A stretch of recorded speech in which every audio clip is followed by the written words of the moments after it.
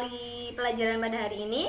Ketua kelasnya boleh pimpin doa dulu. Siapa ini ketua kelasnya? Oke, Mbak Febriana, silakan dipimpin doa dulu. Berdoa, mulai. Selesai. Oke, terima kasih. Oh ya, sebelumnya Ibu mau presensi dulu ya. Yang pertama, Sylvia Novitasari. Hadir, Bu. Oke. Yang kedua, Zumaira. Hadir, Bu. Oke. Febriana. Hadir, Bu. Oke. Dan ada Sri Rahayu. Hadir, Bu. Oke, berarti ini masuk semua ya.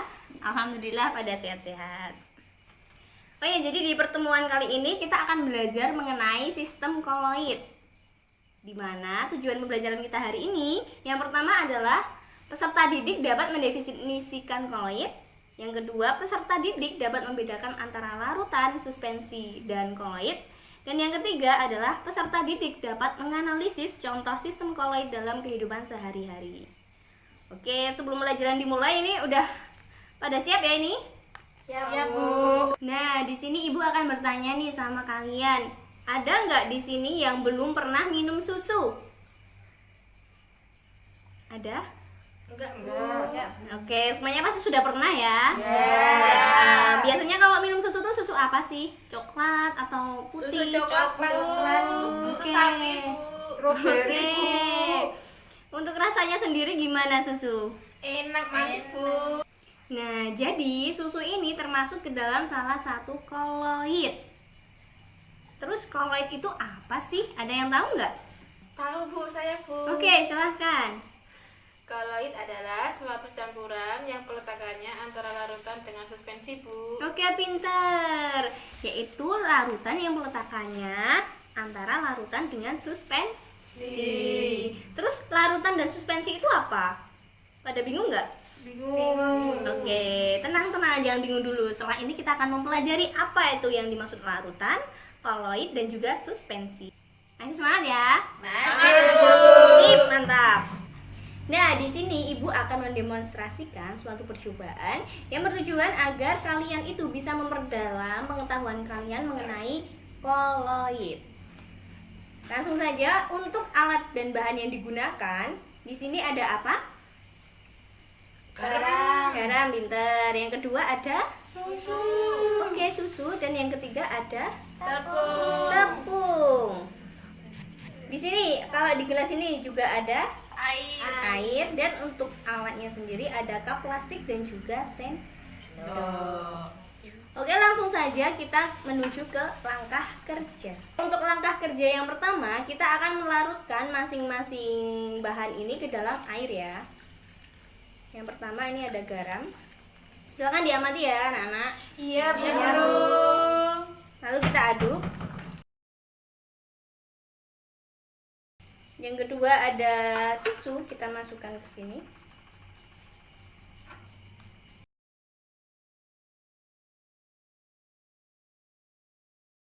Untuk yang ketiga ini ada apa tadi? Tepung. Oke, kita juga larutkan tepung ke dalam air. Oke, langkah kedua ini kita akan mendiamkan ketiga gelas ini selama 30 menit. Langkah yang ketiga, sekarang kita akan menyaring dari masing-masing gelas ini ke dalam gelas plastik ya. Sekarang Ibu mulai saring dari gelas yang pertama, yaitu yang berisi campuran air dan garam.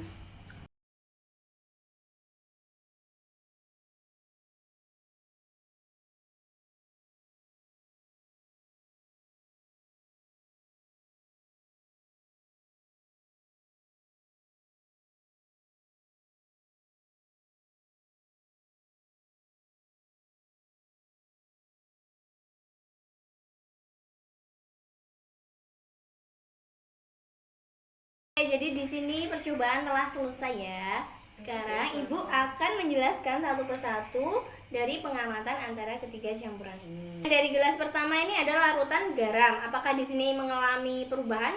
Tidak. Jadi yang awalnya bening ketika ditambahkan garam juga tetap bening. Nah, kalau ada larutan yang sebelum dan setelahnya itu masih sama, berarti dia itu memiliki berapa fasa?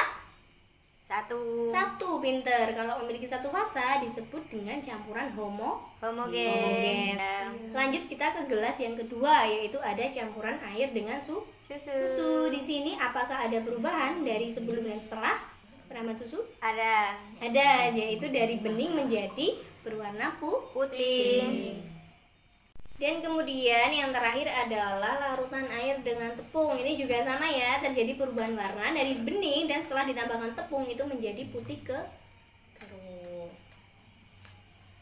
Oh ya, jadi anak-anak yang kedua ini ada larutan antara air dan juga susu. Jadi larutan antara air dan susu ini tuh memiliki dua fasa. Kalau memiliki dua fasa berarti itu termasuk campuran homogen atau heterogen? Heterogen. Ya, jadi kalau misalnya kalian yang menjawab heterogen atau homogen itu tidak ada yang salah. Soalnya di dalam susu ini jika dilihat dari menggunakan mikroskop ultra atau secara mikroskopik, di dalam susu ini terdapat dua partikel yang tidak saling bercampur, yaitu ada air dan juga lemak. Tapi kalau misalnya dilihat secara kasat mata saja atau secara makroskopis, ini tuh terdiri dari satu campuran aja atau satu fase aja. Kan ini kayak nggak ada pemisahnya kan. Nah, jadi bisa bersifat homogen dan juga bisa bersifat apa tadi? Heterogen. Oke. Selanjutnya gelas yang ketiga ini sudah jelas ya. Kalau ada larutan air dan tepung berarti ini memiliki berapa fasa? Dua. Oke, dua fasa. Berarti kalau dua fasa ini termasuk campuran apa? Heterogen. Pinter. Jadi ini termasuk campuran heterogen yang terdiri dari dua fasa. Ini kelihatan banget ya. Ada batasnya antara endapan dan juga cairannya. Oke anak-anak, jadi untuk poin yang kedua di sini kita akan melihat dari segi pengendapan yang telah kita lakukan tadi ya. Yang pertama dari air garam.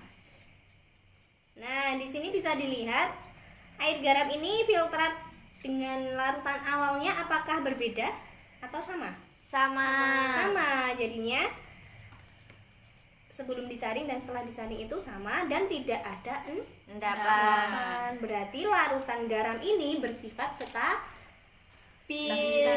Oke, sampai di sini paham? Paham. Oke, lanjut ya. Selanjutnya di sini ada larutan susu. Ini juga hampir sama dengan larutan garam tadi. Apakah filtrat dari susu setelah disaring dengan susu sebelum disaring itu beda atau sama? Sama. Oke. Dan apakah ada endapan di kertas tisunya? Tidak ada. Berarti ini juga bersifat stabil. Oke, lanjut ini kita ke larutan yang ketiga ya. Ada larutan tepung dengan air. Apakah di sini filtratnya berbeda dengan yang awal? Beda. Filtratnya lebih bening dan yang larutan awalnya ini masih keruh ya. Iya. Dan kalau kita lihat dari segi endapannya, di sini apakah terdapat endapan anak-anak? Ada endapannya. Berarti di sini bisa dikatakan bahwa campuran air dan tepung itu tuh merupakan campuran yang bisa disaring karena di sini menghasilkan endapan yang bisa memisah. Berarti dia bersifat tidak stabil. Sekarang setelah kita selesai mendemonstrasikan atau melakukan percobaan sederhana tentang sistem koloid, di sini Ibu akan memberikan pertanyaan kepada teman-teman semua. Silakan disimak materi yang telah Ibu kirimkan mengenai sifat-sifat dari larutan, koloid, dan juga suspensi. Silahkan ya diamati ya. Sudah dibuka semuanya anak-anak? Sudah, Bu. Oke, kita mulai dari larutan garam. Larutan garam tadi termasuk campuran apa? Homogen atau heterogen? Homogen, Bu. Homogen, pinter. Terdiri dari berapa fasa tadi? Satu fasa. Dan ketika disaring, apakah ada endapan? Tidak. Berarti kalau tidak ada endapan itu berarti tidak bisa disaring. Saring. Oke, disaring. Berarti kalau dari sifat-sifat yang sudah Ibu kirimkan, larutan garam ini termasuk apa dong? Larutan kah, koloid kah, atau suspensi? Larutan. Oke, pinter. Jadi larutan garam atau campuran air dengan garam itu tuh termasuk larutan. Sip. Selanjutnya kita beralih ke air susu. Nah, dari air susu, nah ini tuh termasuk campuran homogen atau heterogen? Homogen. Homogen, pinter. Dan ketika disaring apakah menghasilkan dapan? Tidak. Tidak, berarti sama saja tidak bisa disaring. Lalu, susu tadi memiliki berapa fasa? 1 atau 2? Satu. Satu apa 2? Yuk. Dua. Karena tadi secara mikroskopis itu susu itu terdiri dari air dan lemak. Oh, berarti kalau berdasarkan sifat-sifatnya susu itu termasuk apa? Suspensi atau koloid atau larutan? Koloid. Koloid, pinter. Sampai di sini paham nggak? Paham. Oke, sip. Sekarang yang terakhir nih ada campuran air dengan tepung. Termasuk campuran apa? Suspensi. Heterogen. Heterogen, iya heterogen, pinter. Dan kalau misalnya disaring, apakah bisa disaring atau tidak bisa disaring? Bisa. Bisa disaring. Terus apa lagi sifatnya? Tidak stabil. Oh iya, kalau misalnya filtrannya tadi tidak sama dengan yang awal, berarti bersifat tidak stabil. Berarti larutan tepung itu, campuran air dan tepung itu termasuk apa dong? Suspensi. Pinter. Jadi berdasarkan percobaan yang sudah kita lakukan semuanya, mana tadi yang termasuk larutan? Air dan Air garam. Air dan garam, pinter. Kalau yang air dan susu termasuk apa tadi? Koloid. Koloid. Dan kalau campuran air dan tepung termasuk apa? Suspensi. Sip, good semuanya. Tepuk tangan untuk kita semua. Nah, sampai di sini ada yang ingin ditanyakan dulu? Tidak, Bu. Oke, berarti sampai sini kalian sudah paham semuanya ya. Apa itu yang dimaksud dengan larutan, apa itu koloid, dan apa itu suspensi. Nah, sebenarnya di dalam kehidupan kita sehari-hari ini, koloid itu banyak ditemukan di sekitar kita. Ada yang tahu nggak? Contoh dari koloid yang sering kita temukan. Coba dibaca materi yang sudah Ibu berikan mengenai contoh-contoh koloid. Ada yang tahu nggak? Gini deh, siapa yang sudah pernah mencuci baju? Saya, Bu. Oke, kalau misalnya kita cuci baju itu ada apa? Timbul busa nggak sih? Timbul. Dan busa itu ternyata termasuk ke dalam salah satu jenis Koloid. koloid. Kenapa bisa dikatakan demikian? Gak tahu, Bu. Nah, jadi karena koloid itu kan terdiri dari 2 fasa. Kalau misalnya kita baru cuci baju terus keluar busa, nah busa ini termasuk koloid karena dalam busa itu terdiri dari gas dan juga cairan. Paham nggak? Paham. Ya, karena kalau buih atau busa itu kan terdiri dari gelembung-gelembung udara yang isinya gas di dalam suatu cairan. Makanya buih atau busa itu termasuk ke dalam contoh koloid. Lalu ada contoh lain lagi, misalnya kita sedang berkendara. Ada yang suka touring nggak ini? Saya Saya touring. Oke, touring kemana ini? pantai. Ke pantai. Kalau misalnya kita baru di jalan, terus itu kan banyak polusi udara ya, atau banyak asap-asap kendaraan. Kayak gitu termasuk koloid nggak menurut kalian? Asap itu termasuk koloid bukan? Iya. Iya, karena apa? Terdiri dari gas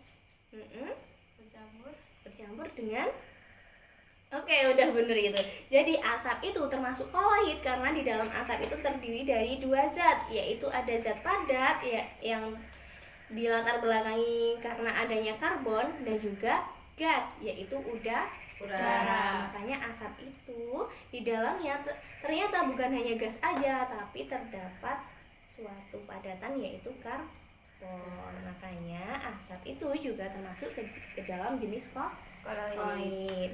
Dan setelah itu masih ada banyak sekali koloid yang bisa kita temui di kehidupan sehari-hari. Anak-anak sekarang bisa baca materi yang sudah Ibu kirimkan. Jadi bisa dipelajari untuk lebih memperdalam pengetahuan dari anak-anak semuanya mengenai koloid. Nah, di sini biar anak-anak itu paham mengenai materi koloid, biar lebih tahu lebih dalam, di sini Ibu akan memberikan tugas dikerjakan di rumah dan minggu depan dikumpulkan ya. Ya, Bu. Oke, siap? Siap. Jadi nanti langsung saja ketua kelasnya saya suruh untuk membagikan soalnya. Ini silakan siapa? Nah, ini nanti bisa difoto, di-share di grup dan minggu depan harus dikumpulkan, oke? Baik, Bu. Anak-anak semuanya, sebelum kita menutup pembelajaran pada hari ini, kita akan menyimpulkan materi yang telah kita peroleh pada hari ini. Yang pertama, tadi kita sudah belajar mengenai pengertian dari koloid. Ada yang bisa bantu Ibu nggak? Koloid itu apa sih? Coba bisa bantu jawab. Saya Bu. Oke.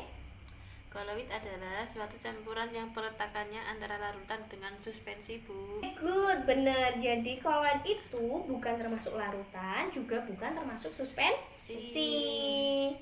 Udah paham? Paham. Sip. Sekarang kita lanjut ke kesimpulan selanjutnya. Kita tadi sudah melakukan percobaan. Ada percobaan mengetahui larutan, koloid dan juga suspensi. Jadi bisa disimpulkan bahwa larutan itu bersifat stabil, tidak bisa disaring dan terdiri dari satu fasa. Kalau misalnya ada koloid, koloid ini terdiri dari dua fasa, tidak bisa disaring. Bisa disaring tetapi hanya dengan penyaring ultra dan juga sifat cairannya stabil. Untuk larutan tepung bisa disimpulkan atau suspensi maksud saya. Suspensi itu adalah campuran heterogen yang terdiri dari dua fasa yang larutannya bisa disaring dan menghasilkan endapan. Makanya kalau suspensi ini bersifat tidak stabil. Oke. Lalu untuk yang selanjutnya kita tadi sudah belajar mengenai koloid dalam kehidupan sehari-hari. Iya. Ada yang masih ingat nggak tadi? Contoh koloid apa aja? Susu. Terus apa lagi kalau tadi berkendara? Asap. Kalau kita cuci baju? Busa. Busa. Oke, itu termasuk ke dalam contoh-contoh koloid dan masih banyak lagi. Nah, seperti itu. Sebelum Ibu tutup, ada yang ingin ditanyakan nggak mengenai koloid?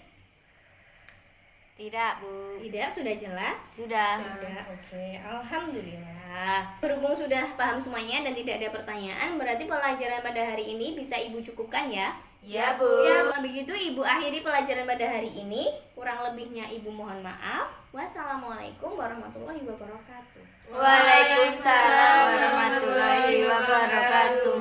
Oke, tepuk tangan untuk kita semua.